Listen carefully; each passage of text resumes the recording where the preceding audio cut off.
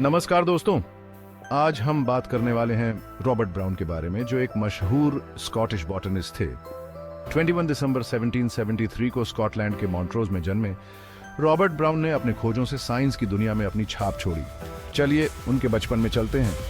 Robert James brown, जो एक पादरी थे, और हेलेन टेलर, जो एक मेहनती गृहिणी थी, के इकलौते बेटे थे।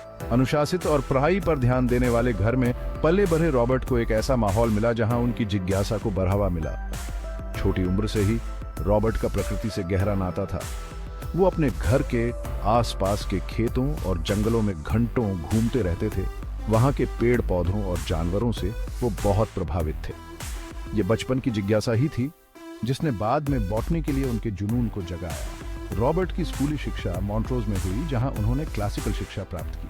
ग्रीक और लैटिन भाषाओं में उनकी रुचि सिर्फ एक शौक नहीं थी, बल्कि एक जरूरत थी, क्योंकि इससे उन्हें उस समय के वैज्ञानिक साहित्य को पढ़ने और समझने में आसानी होती थी। उनके शिक्षकों ने उनकी प्रतिभा को तुरंत पहचान लिया और उनकी स्वाभाविक जिज्ञासा को प्रोत्साहित किया।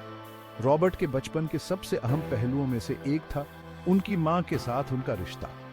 हेलेन टेलर ने उनके अनुशासित और लक्ष्य केंद्रित स्वभाव को बनाने में एक महत्वपूर्ण भूमिका निभाई।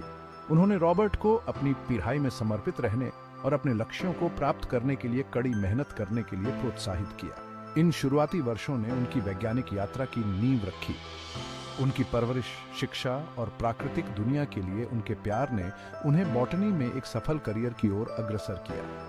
रॉबर्ट ब्राउन के शुरुआती अनुभव उनकी बाद की उपलब्धियों में महत्वपूर्ण भूमिका निभाते थे, विशेष रूप से पौधों की कोशिकाओं के उनके अध्ययन और न्यूक्लियस की खोज में। तो ये थी कहानी रॉबर्ट ब्राउन की, एक जिज्ञासु लड़का जो बड़ा होकर इतिहास के सबसे प्रसिद्ध बॉटनिस्ट्स में से एक बन गया। जिज्ञासु बने रहो और कौन जाने, शायद एक दिन तुम भी इतिहास बनो। देखने के लिए शुक्रिया। लाइक, सब्सक्राइब करना और उस घंटी के आइकन को दबाना मत भूलना, ताकि आपको ऐसी और भी दिलचस्प कहानियां मिलती रहें।